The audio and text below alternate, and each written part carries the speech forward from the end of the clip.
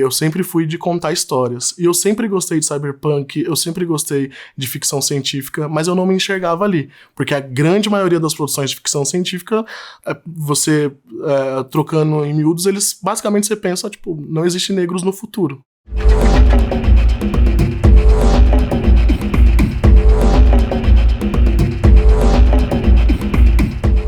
O afrofuturismo, como a Nathalie Neri uma vez definiu, que é a ideia radical de que negros existem no futuro, ele mescla uma forma de pensar o presente, utilizando o que a gente idealiza do futuro.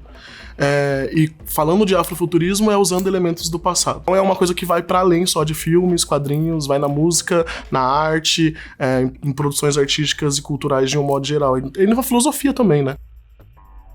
A sociedade usa a ficção científica para poder refletir sobre o futuro, sobre o nosso presente.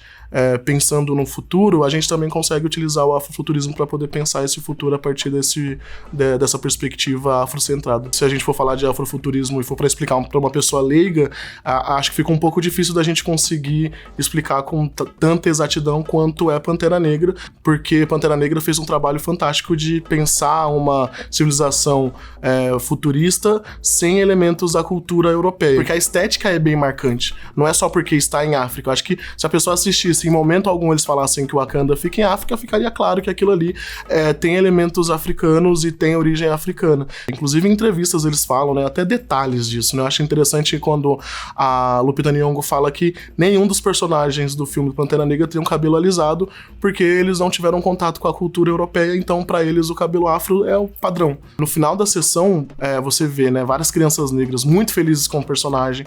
O advento do que foi, né, culturalmente o que foi Pantera Negra foi muito grande, assim.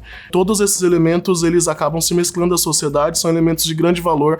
Os brancos já enxergaram que é de grande valor, tanto que se apropriaram disso, mas eu acho que traz um resgate do que é essa cultura africana e afrodiaspórica, porque fica claro de onde vem. Que diferença teria o afrofuturismo de uma ficção científica protagonizada por uma pessoa negra? Não seria somente a representatividade, é você trazer elementos culturais da cultura africana e afrodiaspórica para dentro desse contexto.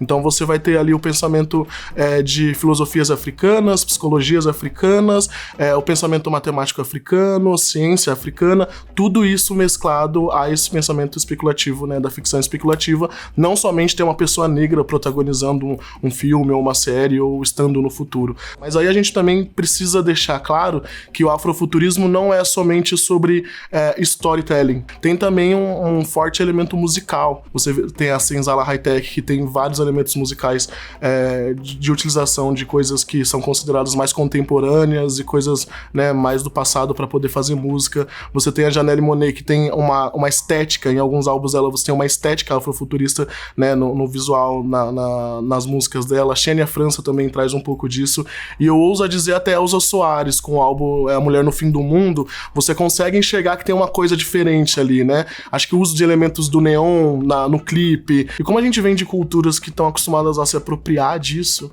quanto mais pessoas saberem de onde vem, menos chances de ser apropriado como algo que não é africano, sabe? E na filosofia africana, uma grande parte das filosofias africanas é sobre reverenciar os nossos ancestrais, a gente respeitar e agradecer por tudo que eles produziram. Então a gente saber a origem disso ajuda a gente a moldar um futuro que não se esquece do passado. Durante a minha vida eu tomei muitas decisões baseadas nos meus sonhos e nos meus desejos mesmo, né? Apesar de a sociedade sempre me empurrar para alguns caminhos, eu falava, não é isso que eu quero, eu vou fazer o que eu realmente quero. Só que nesses processos a gente tem, né, medo, tem muito medo, muito receio, e isso acaba prendendo a gente de fazer algumas coisas. Eu acho que se eu voltasse no passado, eu falar, só vai, segue o seu coração mesmo, porque no final vai dar tudo certo e fica menos preocupado. Acho que isso renderia menos sessões de terapia. A maioria, sim. Espero. Agora tenho novos sonhos, né? Bom, então é basicamente isso. Eu espero que todo esse conteúdo tenha instigado vocês a pesquisarem mais sobre afrofuturismo. Me acompanhem nas redes sociais pra gente continuar batendo esse papo e não se esqueçam de se inscrever no canal.